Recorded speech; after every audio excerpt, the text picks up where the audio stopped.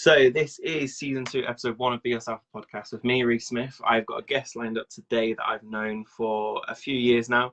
I think this is actually the first time we've ever spoken properly, over the messages on Facebook. Yeah, so but obviously we know each other. We do know each other. But yeah, obviously I won't introduce you. I will let you introduce yourself. So yeah, yours. Hi everybody. Yeah, my name is Fidel Beauhill. I am the modern man coach, aka the kingmaker. I'm a coach that works predominantly with men who've been through breakups and divorces or suffering sort of midlife crises, or and I'm around to kind of promote healthy and positive masculinity, really, and tell the guys out there that it's okay to be a man, and the women out there that it's okay to be a woman.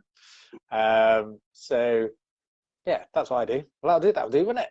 Yeah, that's a perfect intro. Yeah, because obviously I'm part of the club, and I remember when it first started off, I was a little bit reluctant to be in. I was like, okay, what's this going to be? What's this going to be like? Because there's nothing, especially when you start off, there's like nothing else out there. And I can remember joining, like, I don't want to be open in this group, and I'm a bit scared. And then I remember like more and more people sharing stories, and then suddenly it was like, you know what? This is really like the place that you want to be in, to be sort of like, to be able to share what you're going through at the moment and help out. And obviously then you've branched out to the women's side of it as well. So where did it start, I suppose? Where did it all start? Actually, there's a bit of a sad story to it. Well, I'll start with kind of my part of the story. So how I got involved with this was due to, I used to run a will writing company. And got quite well known and was well respected and renowned for writing wills and being a public speaker around that sort of topic and stuff. And what people didn't know was that at one point my business really started to struggle. I got really popular. The business was going great, and so then I tried to grow the business, probably 2 or 3 steps too far too soon, and took on a load of debt. Got some new offices, took on a load of staff and all that sort of stuff. And it was like a cruise ship heading towards an iceberg. And I didn't tell anybody because everybody saw me as this kind of pillar of society and this great businessman and somebody who had his shit together. But behind the scenes, it was all kind of collapsing. And cut a long story short, that ended up with me having a panic attack because I didn't tell anybody. Didn't tell my wife. Didn't tell any of my colleagues, didn't tell any of my staff, didn't tell any of my networking friends or anything else like that. And I just bottled it all up inside. And I was really sort of super fit and healthy. And I thought I was having a heart attack one night. My kids had to call an ambulance. I was driving home from an appointment. I managed to get home and kind of crawled across the driveway. And they called an ambulance. They whisked me off into hospital. And I was fortunate enough to have a doctor came down and said, look, we've looked at all your blood. You know, there's nothing wrong with you. But I think what you've had is a massive panic attack. I know because I've been through this myself. Is there anything going on in your life? And I kind of broke into tears and was just like, yeah, bad, and sort of unloaded on this poor doctor. And he said, yeah, well, that'll be it. It's a physical kind of manifestation of stress. That then led me on to going and having hypnotherapy and doing some kind of work on myself to try and heal the stuff that was going on internally. And hypnotherapy just was like, wow, what's this? It was absolutely brilliant, and I kind of got on my hypnotherapist's nerves by kind of asking too much about what it was, and she was like, why don't you just go on a course and kind of learn it yourself? So I did. I discovered NLP, and spent kind of 3 years training in hypnotherapy, NLP, timeline therapy, and became a master practitioner in all 3. Nice. And part of that process was to get really clear on who I actually was, what was making me unhappy, why I created that situation, the financial situation I'd got myself in, and everything else like that. And out of all of that, the concept of the modern man was born when I looked at who I really was and what I had to offer the world. I'm waffling on a bit now, but I want to tell the story of the club. So the first step towards that was to set up the group. And obviously I don't want to speak too much about other people, but I had a friend called Mark who I spoke to about all of this, and I hadn't known him for very long, but we kind of, when you just meet people and you're just like, bam, you're on a vibe with them, and we just got on really, really well. I knew his partner at the time. I'd known her for quite a bit longer, And so we just started becoming friends. I talked to him about this idea. He thought it was great, so we were going to do it together. No. And then about 3 weeks before the launch date of the Modern Man Club, he took his own life. Yeah. Committed suicide. And like, again, nobody saw that happen. Like, from the outside, I think on reflection you can see stuff, you know, but at the time you never would have thought it. I mean, and it was horrific as well, you know, the way he did it and the situation that he left behind was really tragic, which kind of motivated me even more to do it. So I stuck to the launch date and set it up as just a place where guys can just be with other men, because I don't think we have that anymore. And it was really funny, wasn't it? When we first set it up and everybody kind of joined, the main question was, everybody was worried. They were like, what are we going to do if the women find out we're in here? We'll get called sexist and all this sort of stuff. And I was like, no, guys, honestly, I've had nothing and still continue to get nothing but support from women who think it's brilliant. They're crying out for men to do the work and be comfortable with being men again. And guys are struggling under this misconception that women don't want us to be men, that women want us all to be the same, and we've kind of molded ourselves into these kind of effeminate versions of masculinity. And for some people, that's their truth. Like, don't get me wrong, there's a spectrum, right? And for some guys, including myself, I'm quite close to that middle bit myself, you know, for sure. But actually, what's been really powerful for me on this journey is connecting with that masculinity, what it is to be a man, and how to step into that, and when it's appropriate, and how to use it in a positive way, and what that means and feels like to me, and helping other guys do the same. It's been there, because obviously I've been part of it now for I think since launch, actually. I think I remember you were like launched into now, and I remember like looking at posts and I'm like, this people are opening up now. And obviously one point I want to go back to is obviously Mark. I was fully aware of that, because I know him and know his partner as well. I remember that was a little bit of an eye opener for me as well, because I've personally been through stuff, but I've never known. That's probably the closest I've been to somebody who's obviously ended up doing that. And I remember that was a real eye opener for me as well, because I was like, this is actually happening now. And I know it affected a lot of people, especially in sort of like the business networking community. Obviously, it's good that you then carry on with the launch of the club, because obviously it's grown from strength to strength. And obviously you've then, so how did because obviously, you know, I've got is it Modern Women's Club? I want to get the name right. I can't remember. We've got the Modern Women's Club as well. So where did that sort of come from? Well, so my whole kind of big vision and reason behind all of it is to bring men and women back together again. Because I think there's a massive rift between, on a kind of societal level, between men and women. There's a lack of communication. We're at different points in our development, and we're trying to find a new way of how, like, we've been through kind of like the feminist movement, which was absolutely needed. But now we're in this weird kind of place where a lot of what feminism brought to the table, I think a lot of women of my age in their 40s realized that it wasn't all good. Yes, it needed to happen, but there were a lot of mistakes and misunderstandings in that, because in some ways, what it was doing was encouraging women to just be more like men. And in order to get equality, what they had to do was be more masculine, be more competitive, go into the workplace, earn more money, get their power. Like, you know, and that, I think we've got a massive generation of really unhappy women now, because they were brought up thinking that's what they had to be, more like men. And actually what they ended up doing was getting all this rubbish bits of men, the unhelpful bits of men, the bits that made men unhappy, right? And adopted all of those, and now we're all unhappy. And now what we've also got is like men and women trying to be like men softening and trying to be more like women, because that's what happened, right? There has to be polarity. There has to be a feminine and a masculine, not only within us, but again on a societal level. And so if the women are dominating the masculine position, then the men are going to drop into that feminine thing. It's kind of almost a universal law. And I've just seen this dynamic happen so much on an individual couple level, and again at a societal level, for it not to be true. And when you go back throughout history, you can, I mean, right back into kind of ancient times, you'll see this dynamic has always played out. And it's a beautiful thing. when the masculine and feminine are in sync, it's Yeah. a beautiful thing, and there's nothing wrong with it. We've just got these misconceptions of one being bad and one being good, whatever your perspective is. Some people see the masculine is the one that they want to aspire to. Some people see it's the feminine that are better, you know. But we've got this misconception. Actually, it is equality. It's just different. Yeah. Different That but makes equal. that makes sense, and I think the way you explain that's quite well because I didn't think of it that way. The way you've explained it, like, actually makes sense now. But yeah, so trying to think on what to go to sort of like next from here, because obviously with the groups there are quite big things, and that's the thing I really wanted to sort of get into there.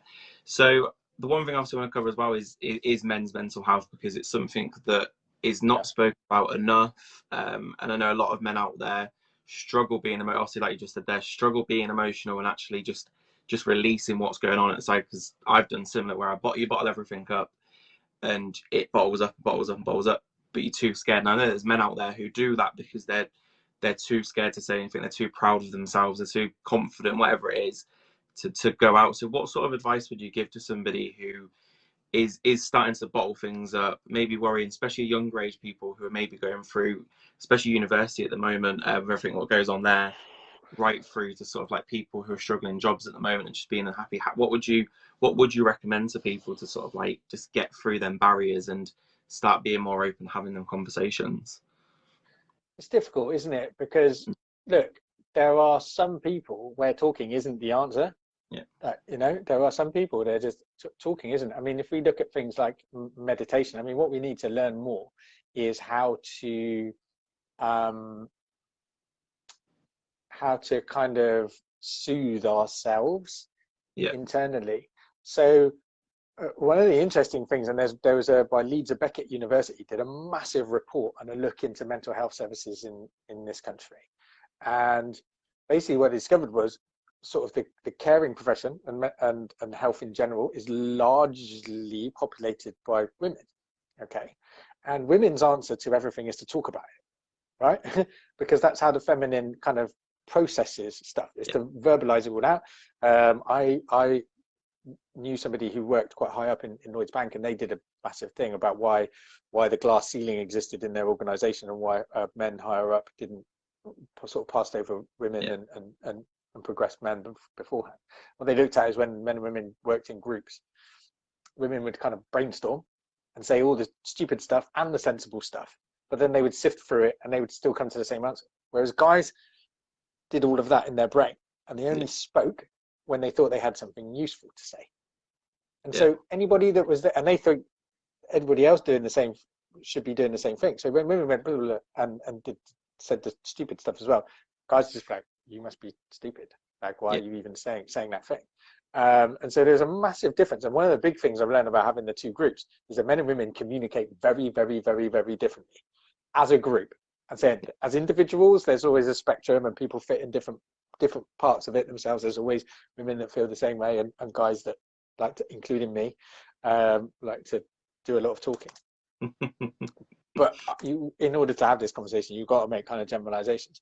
So I think that in a way, this kind of trying to force men into talking is almost victim blaming. Do you know what I mean? Yeah. And the NHS and stuff like that, and the support services around mental health is around talking, and they're designed. It was designed by women in the 60s and 70s when people first started to understand mental health for women, right? By women for women, and they were like, what we need to do is just get everybody to talk. And that message has kind of carried on, and it doesn't suit everybody. So let me say this: it's okay not to talk too, right? Yeah. But what you do need to do is find a way to process those negative emotions and the feelings that you're going through. Okay. And so, I mean, meditation was a form of doing that. It was designed by monks, by men, for men who lived alone. So for isolation, in isolated situations, right, to process their emotions and the difficulties that they were going through. So I'm a big fan of meditation. I'm a big fan of walking in nature, barefooted, grounding. I've turned into a bit of an old hippie now. Exercise, you know, friendship groups that are based on positivity. So not just hanging out, going out and getting blasted, you know, which a lot of young people do in their friendship groups, you know, but having a friendship group where where you're not afraid of being kind of rejected or having the piss taken out of you, you know, where you can be yourself around, and it's really important. So there's some bravery required for this, because quite often you'll have to take the lead, but in a bit like the Modern Man Club, right? Yeah. What happens is when you take the lead and show people that what you're going through or whatever, or how you've dealt with it, you'll suddenly realize how many other people are going through the same stuff. Yeah. Do you know what I mean? How many of us are going through this? So you're not alone. Like, and if all it takes is for one person to be brave enough, like to set up the Modern Man's Club or to set up a group like that, and start helping other people. Yeah, definitely. I like that as well about not everybody wants to talk, because I know, especially when you see things in like different campaigns, it's all about talking like that. And I know sometimes, even for myself, sometimes talking's not the thing that I need. No, Talking's going to make it worse. But it's about finding that right thing, like you said, like the friendship group, going out for a walk. Sometimes that even them simple things can make the world a difference. You don't need to talk about it, but going out is like mine's a beach walk. As soon as I walk on the beach, everything just goes like that. And sometimes as soon as I come off the beach, it's a bit like, well, everything's come back to my head. Other times though, it's like it's just gone out into the sea and then it's forgotten about it. So I actually, you know what, yeah, I don't need to worry about that. Yeah, and definitely finding like the right sort of thing. It's just finding that thing that can be hard. well, it's Um, sometimes just being with other people. You don't have to express all your problems, but just being with people. Laughter, brilliant, brilliant kind of medicine. yeah, You know, exercise, keeping yourself healthy. This is what I do. I walk my walk, drinking my green stuff. But like for me, boxing, training, I go in and just spend an hour in the gym on my own with my headphones in the punch bags. Other times I go in and train with the other guys, you know, and we spar in, punching each other in the face. As weird as that sounds, it's very therapeutic. You know, so there are different ways, but kind of finding stuff that works for you and being really proactive. On the flip side of that, what doesn't happen a lot is that whilst we're almost victim blaming by telling everybody to talk, what we're not doing is teaching people how to listen. yeah, Because one of the other problems with men's groups, and when I run my Council of Kings program, one of the things that I stress right at the beginning, because men are terrible for this, is not to offer unsolicited advice, right? Usually somebody goes, "Oh, problem," and men go, "Oh, solution. Here, let me tell you how I fixed it," or "Let me tell you what I think." And I'm like, actually, yeah, you know what? I just wanted to just let it out. I didn't want a solution, especially not from somebody who I see as my peer, because yeah, that feels like, well, obviously, like if it was that simple to fix, I would have fixed it myself. Do you know what I mean? And that can sometimes make you feel worse. So if you can see somebody else going through that, some difficulties and stuff like that, I really kind of learn how to provide that kind of container for them, a safe space where you're yeah. actually listening, but not to fix the problem, not to go in there and give them solutions and stuff like that, but just provide a space where they can, where when they are ready to talk, to just be able to do so. Yeah, the listening thing as well. I watch and listen to somebody called Kerwin Ray, who is a Australian guy, a bit like Gary Vee, but an Australian version. And very sort of like big on positive energy and everything like that. And he says something about when it comes to listening to somebody, there's two different things that you should always try and ask first, and that's whether you want to listen and just listen, or whether you want to listen and fix. So when you're saying something to somebody, do you want them just to listen and just be that person? You just do that at them, or do you want somebody to listen and fix? And it's something that I've ever since I heard that I've started to do, and it makes a massive difference, because you can sort of, especially as my head works, as soon as you start listening to somebody, I always was like, okay, I'm gonna try and fix this. But sometimes that's not needed. That person just needs somebody to listen to, and even you just go, yeah, okay, it's all right, don't worry, sort of that sort of thing. And then you need to switch across to the, okay, I'm gonna listen, I'm gonna try and fix it for you. But that's not always needed.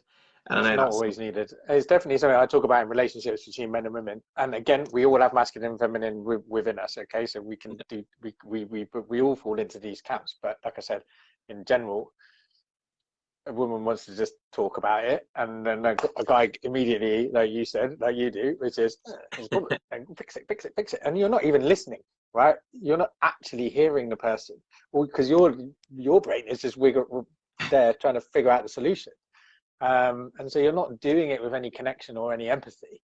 You've got fix it brain on, and that's the masculine. So women do this. Women do fixer things as well. I know loads of women who are fixers and solution focused, and get quite annoyed with people who don't want their solutions.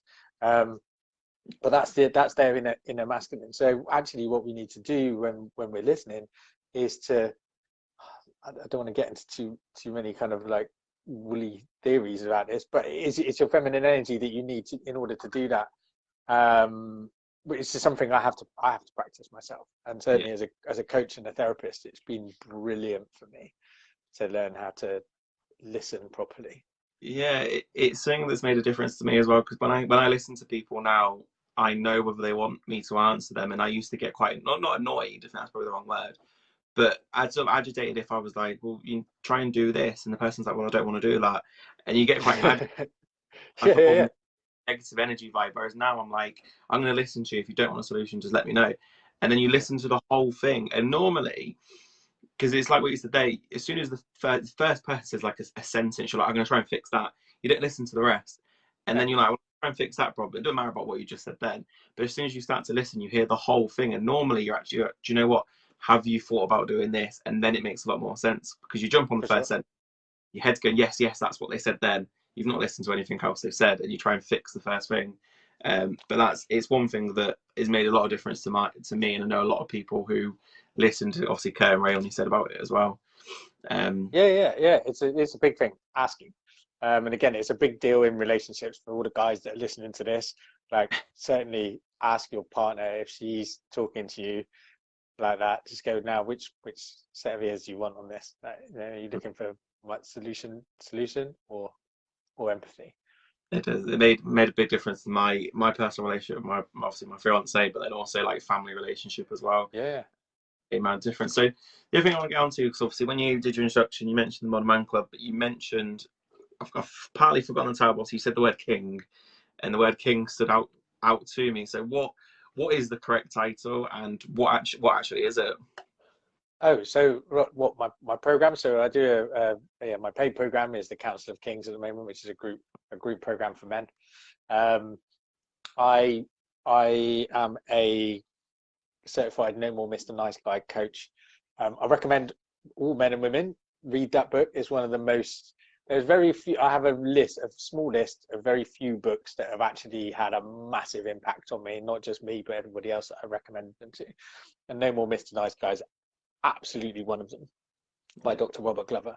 And he's now one of my mentors, and I'm a certified No More Mr. Nice Guy coach.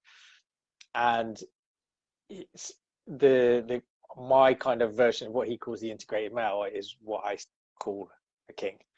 Yeah, So it's about finding out who you are, being truthful to that. I take my clients through that process of values, vision, goals, what's important to me, where am I going, and how am I going to get there. And kind of understanding the power of putting yourself first, taking care of yourself. There's lots of metaphors around that, but I don't think people really understand it, especially this nice guy syndrome men and women suffer from, which is this kind of this guilt or servitude. We want to make sure everybody else is around us and it is okay. And for guys, that makes you, weirdly enough, very unattractive.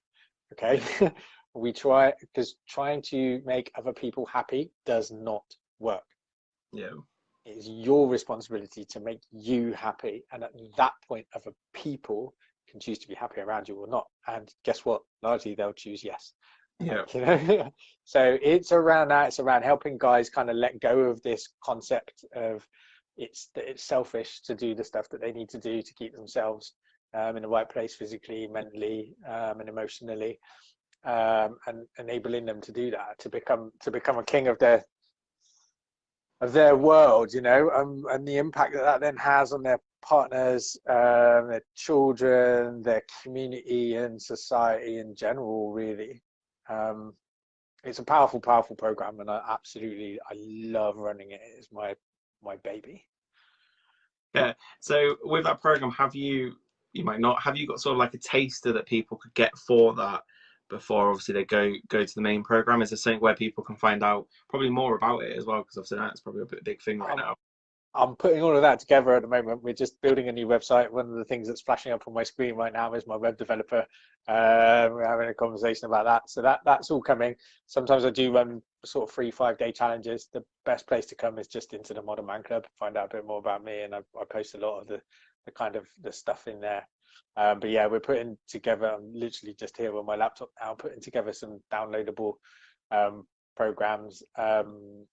And yeah, like I said, the best thing to kind of understand a bit more about the Council of Kings and the way that I work is to drop into the free community. For the ladies out there, we're just putting together a Council of Queens program as well. And the Modern Woman Club is a phenomenal place. It's really, really funny. I really like how many guys do you know that is the only man in a group of like 800 women. It's a really like blessed position to have. And totally fascinating and frustrating and really bloody annoying at the same time. You know, being involved in the two groups is just it's really funny. But yeah, my partner's part, because obviously when I joined the club, obviously I mentioned it to my partner, and she already had that little bit of a FOMO because there is a lot of women's only groups out there. But she said that the big problem with them is there's a lot of sort of like, I don't want to use the word bitchiness, but they are big off random topics, and it is a women's only club, but it's women's only club about this subject or that subject. And I was like, well, I'm part of this one, and obviously it's Claire, isn't it, who is a big part of the women's club, if she anyway. And obviously we both know Claire, so it was a case of like, as soon as it got set up and Claire was like, oh, by the way, I'm part of this, my partner Leah was like, yeah, let me get in there. And she said it's a breath of fresh air, like the difference that club is. It's women's only still. And well, I left it for a while because it was a majority. We put a vote in, and actually the vote went to keep me in there. But there were some really noisy women that were like, we can't, if men have got a men's group, so I left for the piece. But then after a few months, I just was getting loads and loads of messages from people going, actually, you think you should come back in? Because there are lots of women's only groups. And the thing that makes the Modern Woman group slightly different is that it always had that lean a little bit more, but it actually having me in there now. It was swaying that way a little bit recently, and I went on and did a live and was just like, look, this group is not kind of a man-hatey space, because that's the other thing that can happen. You've got loads of other groups where you can go and do that, but this isn't it. And I got a bit of kickback for that. It's a very delicate operation for me to run that group. But yeah, it's cool. I love it in there. It's really good fun. The women are really, really good fun, and I learn a lot. I bet. But yeah, and that whole sort of like the kickback as well. The one thing I wanted to cover as well, especially for the men's group, is you and obviously everybody else who is part of it is very quick that as soon as there's something that doesn't feel right in the group, people do stand up for that person. It's brilliant, isn't it? I know it's always going to happen anywhere, isn't it? And somebody will put a post on, and it's very like whatever subject, and you do always get people who are like, well, and you and obviously everybody who's there is very good and quick at going, do you know what, that comment is not helpful, it's whatever it is, quickly remove it. And I think that's always a good thing as well. And then there's people to back that up as well, so that people don't. I mean, I'm so proud of that group. For me, it's the least kind of bitchy group I'm in, and I'm in a lot. We have the least amount of arguments and stuff, because I mean, I've only deleted 4 or 5 posts in the 2.5 years it's been going. I haven't removed anybody. Yeah, I did. I removed one person from the group. But apart from that, I haven't, who can say that 2.5 years of running a group? It's pretty rare. And I love that about the guys. We always manage to like sort everything out in a gentlemanly way. It's really, really cool. And to be fair, the women's group is like that too. And apparently that's really, really rare too. So I guess I'm the common denominator, but I don't know how I'm doing it. If I'm honest with you, I have no idea. I don't know how. I'm part of a lot of groups, and I'm probably part of a lot of the groups you're in as well. And it's so easy for them to just turn into sort of like this drama fest as such of people like just bitching like that, and it just becoming. I've never seen a post in obviously the Modern Man group that's flipped, as in gone from one subject to being completely different. Whereas I know that happens a lot with Facebook groups, where they can just flip into drama like that. And I know that we know about a lot of the same posts that I do, where it happens. Yep. Yeah. So obviously, the one thing that I always like to sort of end it on as well is if you can give 3 pieces. So I always used to do 1 piece, but then I realized a lot of people haven't got 1 piece of advice, they've got multiple pieces of advice. I could pick 2 or 3. I could stretch to 4 pieces of advice that you'd want to give to people watching. What would they be in sort of like a quick, I say a quick sentence, and if Yeah, no, that's cool. I can do that. give I'll 3 step into my masculine. they went on a sentence and then like went on this whole spiel. So if you could do like 3 quick tips, what would they be? Tips on Just sort of advice you'd give to people, then 3 life. quick All right. mantras. So yeah, listen, the 3 best things you can do for me is 1, drink more water. Right? Honestly, it's the I'm gonna go on about it a little bit because I'm gonna just explain why. Like if I was gonna pick one thing to do, right, it would be just to drink more water. You will feel better, you will look better, your brain will work better, your entire body will work better, you'll have more energy, like, and you will look more beautiful. Like, just drink more water. A bit of advice number 2 is to ground yourself. There's a lot of science behind this now that shows that walking barefooted on the earth or the sand, not concrete, but like actual earth, regenerates your brain cells, right? And this is scientifically backed now. Humans were made not to. I'm a culprit. I've got a big collection of Nike Air Max 90s and my shoe of choice with big thick soles with air bubbles in them. Actually, human beings were made to walk barefooted on the earth, and there's a reason for that. It has lots and lots of health benefits. Third is meditate. No. Okay. Those are 3 absolute game changers for me. There are different ways of meditating. I do 3 different kinds. One is total silence, just sit there and let my brain do whatever it's doing. Second is guided meditations. So listening to them, that can be quite good if your brain is very, very busy.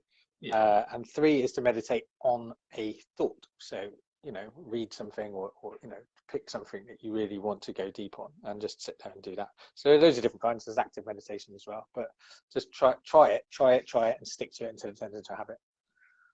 Yeah, meditation is one that I know a lot of people struggle with. Yep, me too. I like it, but I'm guided because I sort of get a little bit lost if I was just doing complete silence. So guided for me has always worked really well. Here's the thing: you can't get lost. You're only in your head. That's a misconception, is that people think that it's some sort of process, but actually just sitting in silence and letting your head do whatever it's doing for 10-15 minutes is really powerful. Okay. And whenever it escapes of what you're trying to do is bring it back, then just bring it back. You're going to lose your presence 100,000 times a day. Your task is to bring yourself back to the present 100,000 times a day. And the more you do it, the better you get at it. It's like training a puppy. But that is the process. You can't do meditation wrong. A lot of people give up because they think they're doing it wrong. So just literally sitting there in silence is a thing. Just do that if that's what you want to do. But don't not do it because you think you're doing it wrong. Just do that. Do it. Yeah, that makes sense. Yeah, guided for me is one that I do, and it's helped a lot. Yeah, because I'm really able to get into that and sort of just be able to breathe properly as well. Because obviously the big thing for me with breathing, I had COVID 2 months ago, and I've still got the effects now. And it's one of the things that breathing is so important. Yeah. Can we just talk about that a little bit, because I know it's a massive problem, and I think it is for your listeners, kind of like anxiety levels. Yeah. One of the things you'll notice when you're feeling anxious is that your breath is very shallow. It's like a chicken and egg situation, right? Is that you'll feel anxious or worried about something, and then you'll stop breathing properly. So your body then thinks it's dying, it's not getting enough exercise, so it will panic and your heart rate will go up and everything else like that. So you'll perpetuate in the cycle. And actually, the simplest way to break a feeling of feeling anxious and worried and nervous about stuff is to just stop and breathe. So if you want a mantra, come back to breath, come back to body, come back to now. If you do it in that order, just check yourself. Take breathing again. It's like water, man. It's abundant. Not air, it's free. Take it, all of it. Bring it into your body. Your body needs it, and you'll find your heart rate and everything slows down, and it's much easier to then think more clearly and think your way out of it. Yeah, I appreciate breathing a lot more than I did before, because yeah, Yeah, I'm like sure, mate. start of November, I had it, and like I took breathing for granted, and then as soon as it's taken away from you, and you can't take them deep full breaths, it's like, okay, yeah, I appreciate it a lot more now. And yeah, it makes a lot of difference to concentrate on your breathing, especially like you said in them anxious situations. I know a lot of it can be not controlled fully, but be helped by your breathing, because yeah, like you said there, you Absolutely. get anxious, like everything closes up, and you're like, can't catch my breath. But yeah, definitely. So that's my little mantra I give to my guys who are suffering with sort of anxiety and worry levels is come back to breath, 3 deep breaths, come back to body, feel all the sensations. Come back to breath, come back to body, come back to now. Yeah. Do that 100,000 times a day. Okay, perfect. Well, you've been a Four great tips. you've given a lot of advice, a lot of tips, and a lot of good sort of like good knowledge there. And hopefully a lot of people sort of check out the Modern Man Club, Modern Woman Club as well, because yeah, they're two great places. But yeah, so thank you for being a guest. You've been great, and yeah, I'll chat to you probably a little later on. Thanks, Steve. Yeah, Nice to perfect. speak to you, Rhys. Have a That's good day. Have a good day, everybody. Thanks okay. for All listening. right, All right. take it. All right. Bye. See you later.